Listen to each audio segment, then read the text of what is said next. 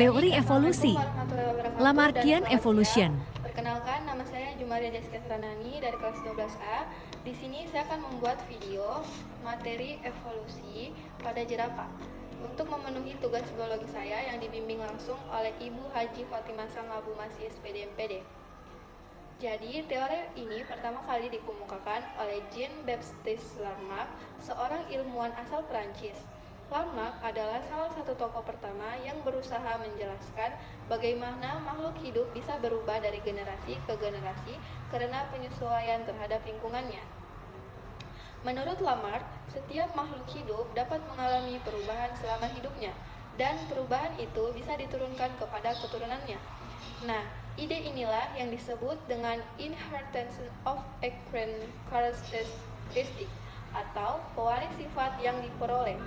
Lamarck juga punya prinsip lain, yaitu use and uses. Artinya, organ yang sering digunakan akan berkembang, sedangkan organ yang jarang digunakan akan menyusut. Bagian contoh pada jerapah. Menurut Lamarck, nenek moyang jerapah dulu memiliki leher yang pendek. Karena makanan di sekitar tanah makin sedikit, jerapah-jerapah itu mulai menjangkau daun-daun di cabang pohon yang tinggi.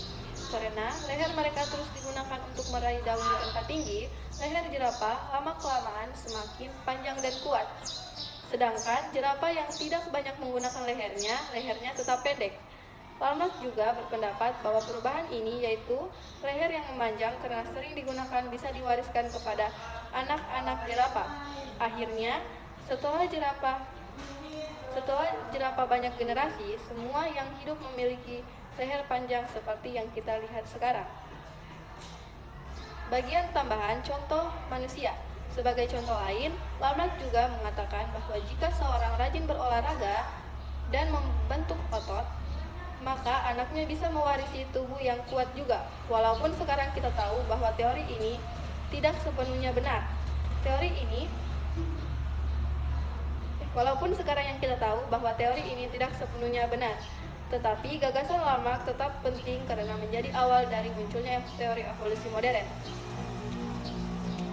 Jadi kesimpulannya, 1. Organ yang sering digunakan akan berkembang, sedangkan yang tidak digunakan akan menyusut. 2. Sifat yang diperoleh selama hidup bisa diwariskan kepada keturunannya. Ketiga, perubahan yang terus-menerus dari generasi ke generasi bisa menyebabkan evolusi. Walaupun teori Lamarck akhirnya diganti oleh teori seleksi alam dari Charles Darwin, ide-idenya tetap berpengaruh besar dan menjadi dasar penting dalam memahami bagaimana makhluk hidup bisa berubah seiring waktu. Demikian penjelasan saya tentang evolusi jerapah menurut Lamarck. Semoga bermanfaat dan bisa menambah wawasan kita tentang proses evolusi pada makhluk hidup. Terima kasih sudah menyimak dan sampai jumpa di video selanjutnya.